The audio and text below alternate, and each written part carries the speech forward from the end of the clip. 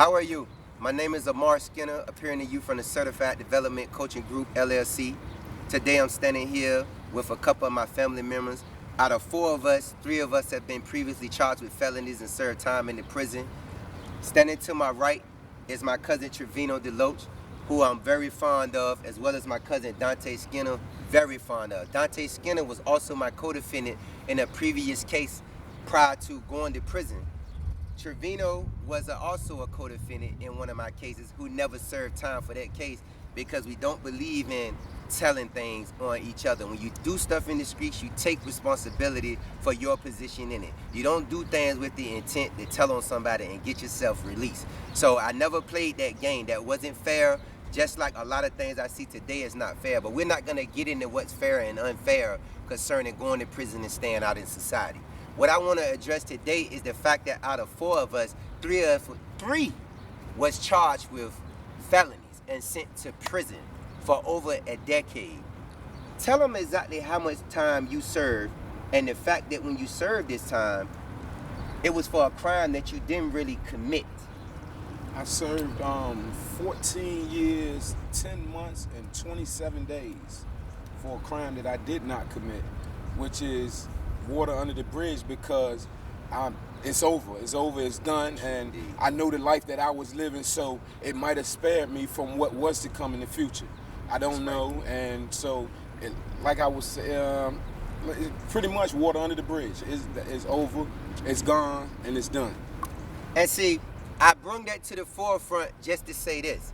There's a lot of incidents where people who actually commit crimes that get charged with cases understand that they have previously done things, so they accept these things and they are able to keep their minds sane. They're able to keep themselves from going crazy based on the fact that they accept responsibility for actions they've taken previously to being charged with a crime. Now, for him to serve 14 years for a crime that he didn't commit, and I'm going to say he didn't commit it because he has no reason to lie to me. Out of all the things he could do, he have no reason to lie to me. He knows I'm not gonna judge him. We committed crime together as juveniles and in our early teens, our late teens of becoming an adult. We still committed crimes together that sent me to prison, as well as this guy. He didn't go because he didn't get caught for that crime. But when he did get caught for a crime, he accepted it with understanding that he could grow himself because he understood to some degree he wasn't in the right mentality. Now, my cousin, who is also my co-defendant, was with me when I got charged with a first-degree murder charge. I want him to explain to you some of the things that he endured while in the prison called Red Onion. Because Red Onion is a super max. And those kids out here who's thinking about going out here playing games with these prisons need to understand that when you're throwing blocks at these prisons, you're also putting yourself in a position to endure a level of struggle that you have no awareness about. Tell them your situation in Red Onion and what you went through, some of the things that you experienced at Red Onion. Well, first of all, the prison is in Southwest Virginia. The prison is in Southwest Virginia, and it's kind of far away from where my family's at, which is in the Tidewater area. So once they sent me out there, I mean, just explain pretty much exactly where you was at mentally while you was in that position, because pretty much there's no wrong or right answer to this. We just want them to understand the conditions of a prison that these youth might be facing who do not take it serious what's going on when we talking about reforming these felons. Because pretty much we deal with prevention, intervention, and re-entry.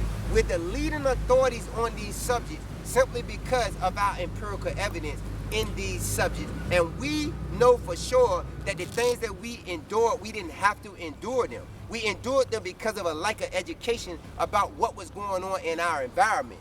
When you understand the dynamics of your environment, you can move forward with your life.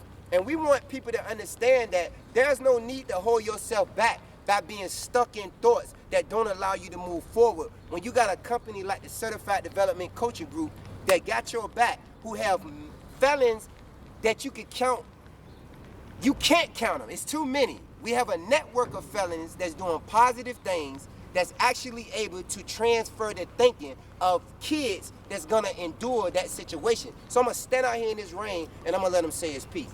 Let them know exactly what took place in Red Onion and how you pretty much carried out, bro. Well, when I first got there, I was kind of aggressive. I had heard about Red Onion, and I knew what I was in for. So basically, my mind kept triggering what led me to this whole situation where I'm out here amongst people who don't actually appreciate my black heritage or whatever. So I end up going through some situations where my family had to get involved, where they were stopping my mail from getting to certain destinations that I needed them to go to. So my mom ended up having to call the FBI or whatever because they were committing mail fraud. And basically, due to my complaints and grievances, they started to tamper with my food. They were running my cell, tear gassed me. I ended up fighting with the officers, constantly drama, day in and out, and it was basically, it took a toll on my life, you know. My cousin Omar, he kept me strong with his letters. I really appreciate that because it kept something for me to hold on to when nobody else was there. So it's kind of hard to explain, but I just hope that people understand that prison is not a game. Prison is not a game. It's the real deal. There's guys in there who will never get the opportunity to be released from prison. And I just, you know, I really gotta thank God for being able to give this speech now. In the same mind. In the same mind, yeah. And I say in the same mind because I witnessed what my cousin had to endure. So, you know, it's no secret that about prison to us. It's no secret about committing a crime. It's no secret about being influenced to recommit a crime. However, we keep each other strong by staying connected. When we need to stay strong, we fall back on one another. That's why I'm not gonna see neither one of them go back to prison. Just like they're not gonna see me go back. And with that said, I wanna pass this on to my brother, who's never been charged with a crime. Hi, my name is Leroy Skinner, as I've already been introduced. Like they said, I'm the one out of the four who had never been to prison. But I was blessed with the opportunity of these guys advocating for me and telling me the right things not to do as far as staying in school and being a student athlete. They advocated for me on all levels. I was in the projects. I was exposed to the same things they was exposed to, but when it was that time to do whatever was being done, I was always sent back. So I really thank God for these guys. And it pushed me through, and it affects me right now that they had to go through these things, but at the same time, they taught me from what they went through as far as their empirical evidence. They taught me some of the things that I need not to do in this life journey. The golden journey that Omar's producing through the CDCG is going to be awesome for the just society and just people that's trying to merge on the right path.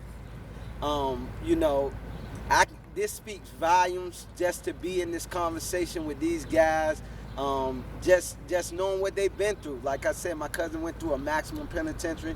My cousin been incarcerated for 14 years and ages.